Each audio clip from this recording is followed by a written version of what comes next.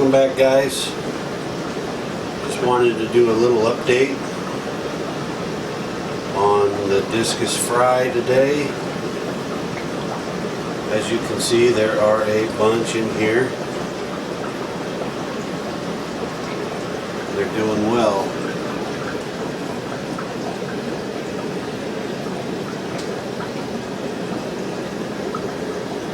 This is a 40-gallon breeder set up on my automatic water change system.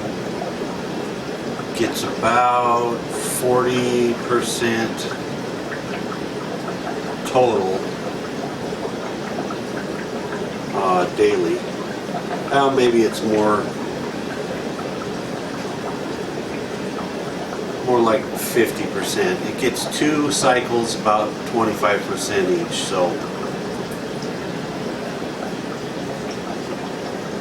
technically, with it mixing the water, it probably isn't 50, but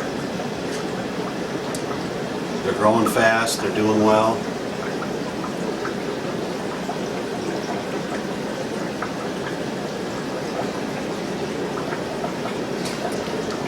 And the newest batch, it's only about 9 or so. These little red discus. Let's see if I can coax them out here. They're doing well. They're a little skittish right now because I just pulled the parents, and the parents are here. And the reason I moved the parents instead of the babies is I wanted the parents in this tank with the white background. It should help the fry attach a little bit easier, help them find the parents when the time comes. And these are my long-time flatchin snakeskin pair. They haven't spawned for me in a while. I have this pair.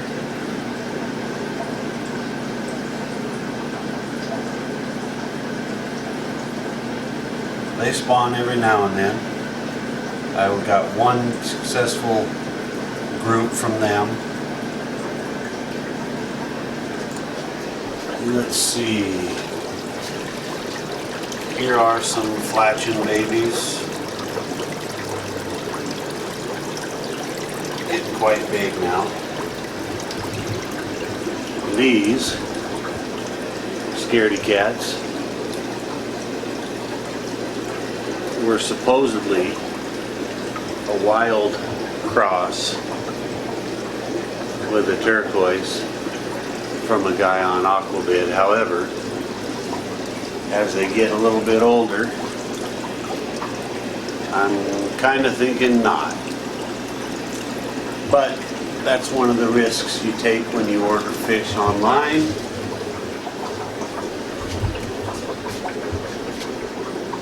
Down here, some adults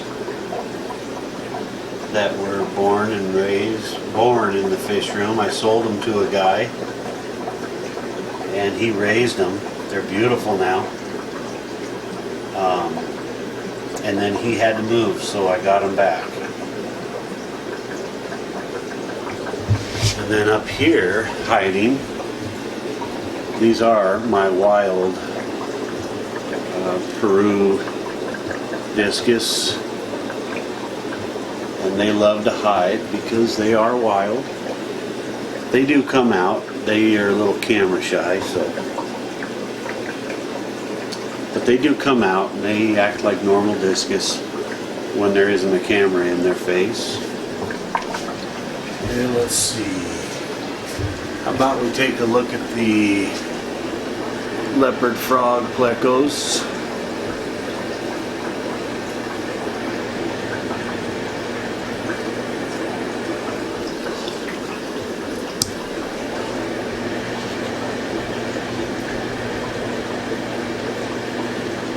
They're doing well. There's 6 of them in here. No signs of spawning yet, but I have noticed the males start to claim some caves.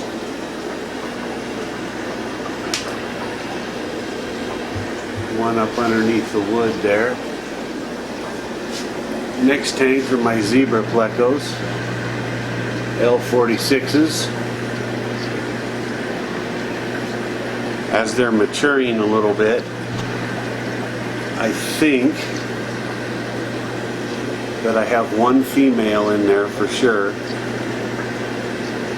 Not positive, but they love to hide as well. Let's see. This tank are my L10A lizard, red lizard plecos, and there's 6 or 7 of them in here. One behind the filter there, one under the log, and I believe they're all female.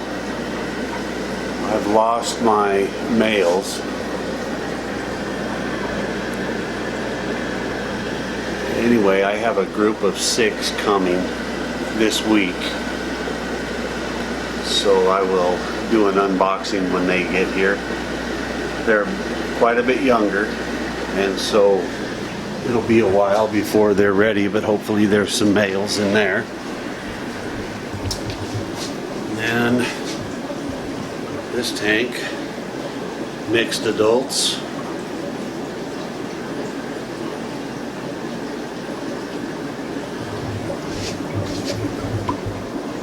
And some of the flatchin babies that were born and raised here. The glare is terrible, sorry guys. And then my tank of reds.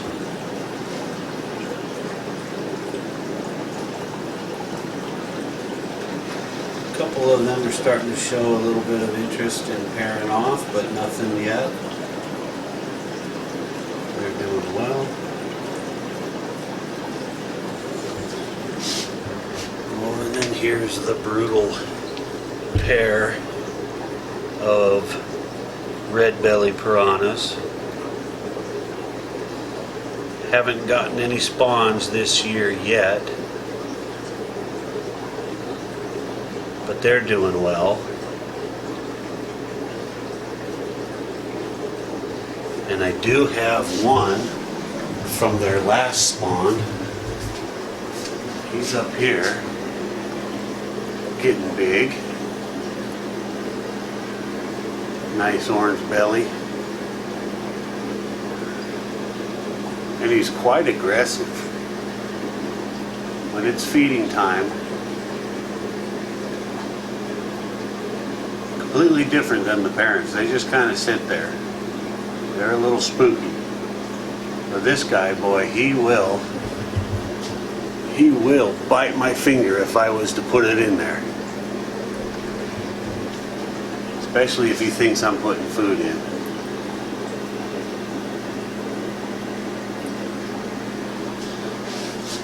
And then I have the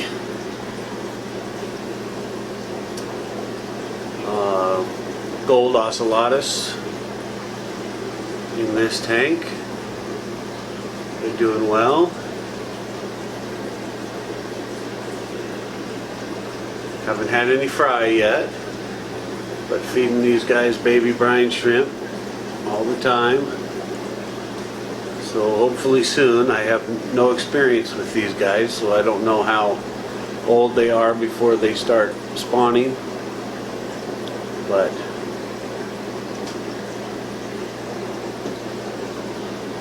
shouldn't be too much longer, I hope. And what else can I show you today? Oh, the rainbow darters are always fun. They're not so happy with the camera at the moment.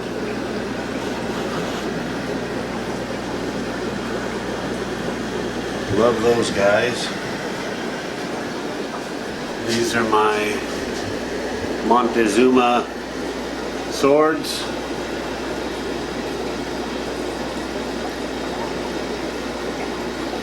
They're doing really good. In fact, I need to pull some of the young out of here. Maybe sell some off this spring. Look at the tail on that guy. Just amazing.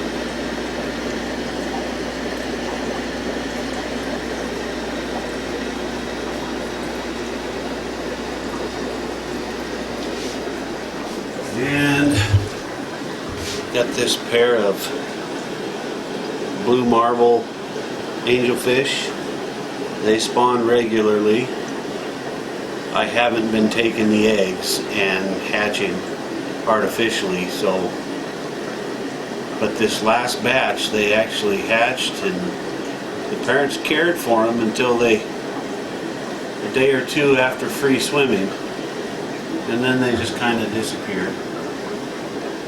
So, which is fine. I really don't have any room for angelfish. Go back to these guys.